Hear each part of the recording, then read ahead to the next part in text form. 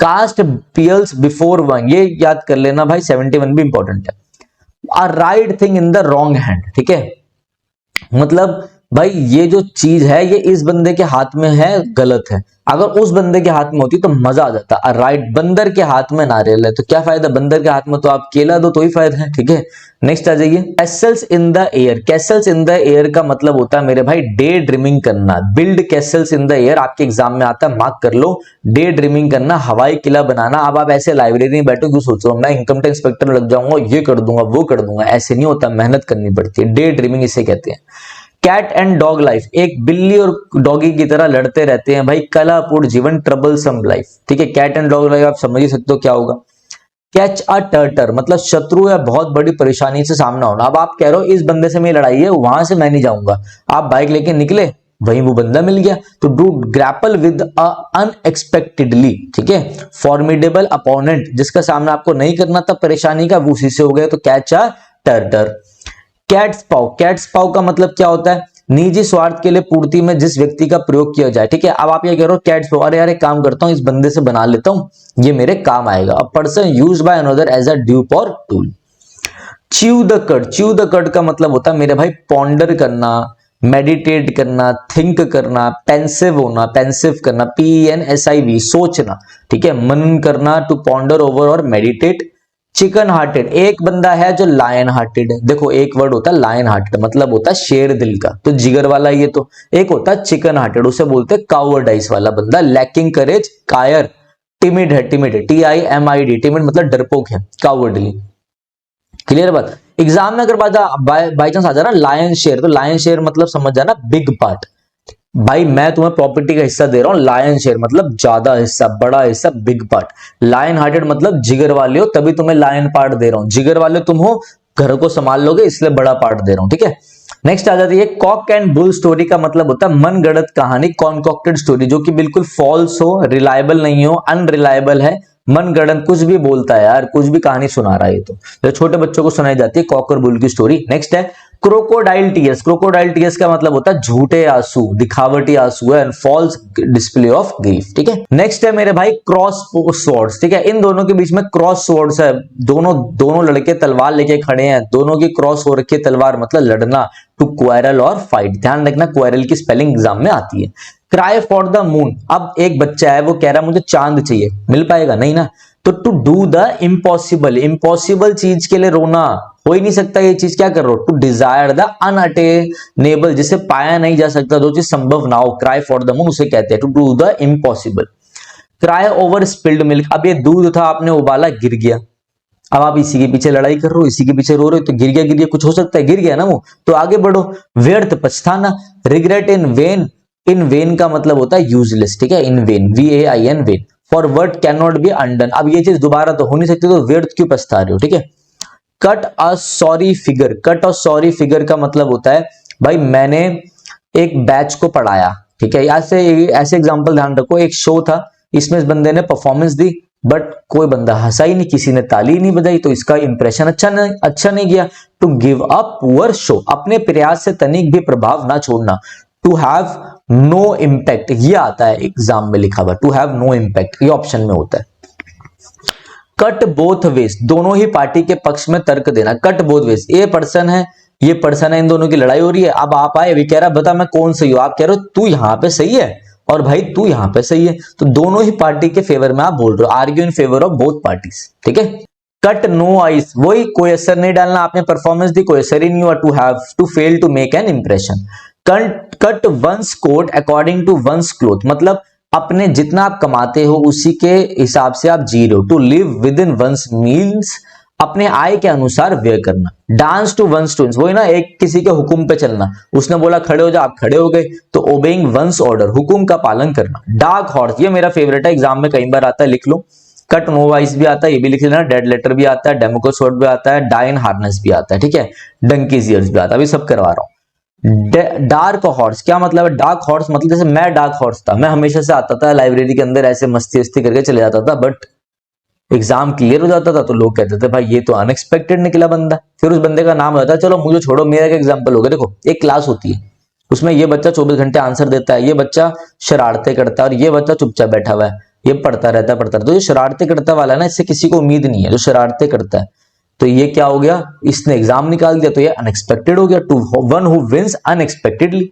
अब भाई एग्जाम्पल इसलिए दे रहा हूं अच्छे समझ में आ जाए। वीडियो अच्छी लगे, पता नहीं है वीडियो कहां तक पहुंचेगी, बट जब अच्छी लगे लाइक कर देना। टेलीग्राम का लिंक है नीचे, जरूर ज्वाइन कर लेना मेरे भाई, ठीक है।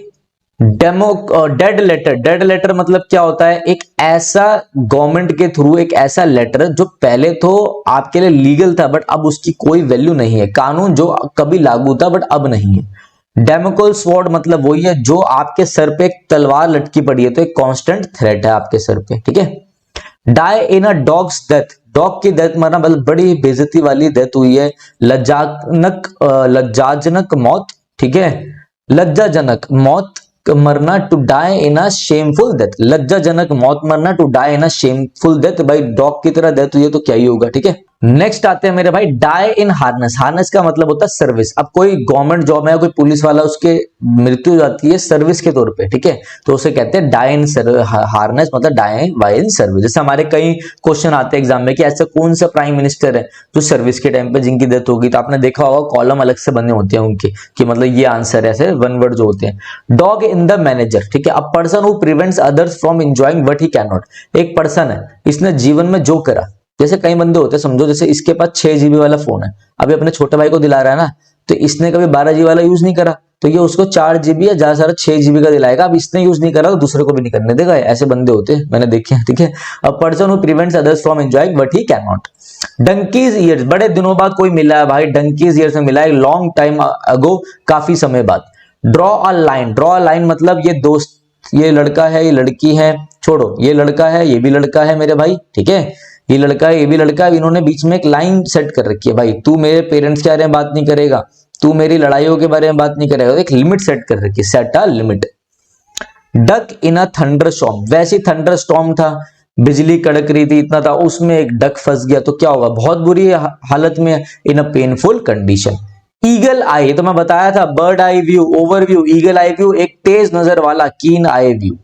ईट हम्बल पाई, अपने शब्दों को वापस लेना, to take your words back, apologise करना, ठीक है, शर्मिंदगी झेलना, एपोलोजाइज करना। ईट वंस वर्ड्स, दोबारा अपने शब्द वापस लेना, to take a statement back, ठीक है, दोनों याद रखना, सेम सेम ही है। एल्बो रूम, एल्बो रूम का मतलब क्या होता है, एक जैसे कि ना एक एक्टर होता है ना, एक्टरों को दिया जाता है एल्बो रूम, जिसमें वो आराम से अपना काम कर सके, सफिशिएंट स्कोप टू मूव और फंक्शन, ठीक है। दूसरा एक एल्बो रूम होता है, जैसे वो कहते हैं पुलिस वाले को, अब मैंने आपको एल्बो रूम दे दिया, जैसे आपको सिटी को साफ करना है वैसे साफ करो, जैसे क्रिमिनल्स को पकड़ना है वैसे पकड़ो, सफिशिएंट स्कोप टू मूव और फंक्शन करने के लिए एल्बो रूम उसे कहते हैं। तो आपके लिए लास्ट में जाते जाते एक इम्पॉर्टेंट चीज़ ये है कि देखो हमारी जो ऐप है वो लॉन्च हो गई है विनय कक्षा नाम से, ठीक है। आप गूगल प्ले स्टोर पे एंड्रॉयड वाले, जो एंड्रॉयड बच्चे एंड्रॉयड फ़ोन यूज़ करते हैं, वो प्ले स्टोर पे जाके विनय कक्षा लिखेंगे तो आपको हमारी ऐप मिल जाएगी, ठीक है ना। आप iOS वाले के लिए मैंने नीचे एक लिंक डाल दिया iOS वालों के लिए, तो वहाँ से जाके डाउनलोड कर सकते हैं, ठीक है। गूगल प्ले स्टोर में जैसे आप विनय कक्षा लिखोगे तो ये आपका ऐसा स्क्रीन खुलेगा, आपको इंस्टॉल करके ओपन करना है। इसके बाद आप आ जाएंगे इस इंटरफेस में, ठीक है।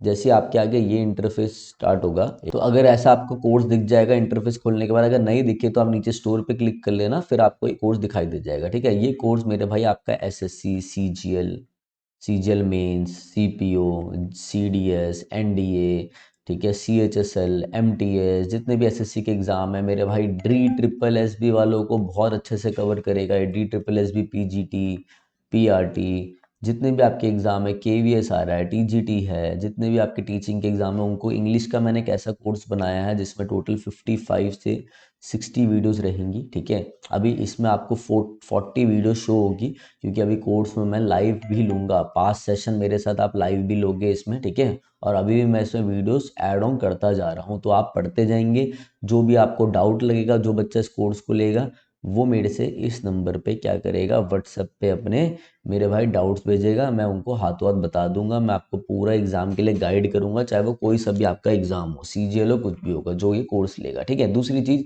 मेरे भाई, इस कोर्स की वैल्यू आपको 999 दिख रही होगी, तो 999 इसकी वैल्यू नहीं है। वैसे कोर्स की वैल्यू मैंने 999 लगा रखी है, मगर अभी फर्स्ट हमारे 200 बच्चों के लिए मैंने डिस्काउंट ले रखा है, तो आपका जो कोर्स है तो 200 रुपीज़ ऑफ हो जाएगा आपका, तो ये 799 में, मात्र 799 में आपको पड़ेगा, ठीक है।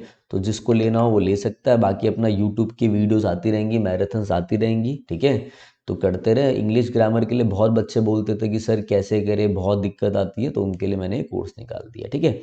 तो जल्दी आपका वो कैप का कोर्स भी आएगा। ये पेड कोर्स है, टेंशन मत लेना, यूट्यूब पे भी प्रॉपर क्लासेस होंगी। जिनको बेसिक में दिक्कत है, जो मीडिएटर लेवल में पहुंच गए, जिनको नहीं समझ में आता हम कैसे तैयारी करें, ये उनके लिए कोर्स रहेगा, जिसमें आपकी पूरी इंग्लिश, सारी पार्ट ऑफ स्पीच, जितना भी आपकी पार्ट ऑफ स्पीच है, देखो इसमें आपका जितनी पार्ट ऑफ स्पीच है, आपकी नाउन से लेकर एडवर्ब तक, preposition, fix preposition, syntax, clauses किसे कहते हैं, बेसिक सारी चीज़ें आपकी कवर हो रही हैं बहुत अच्छे से, ठीक है।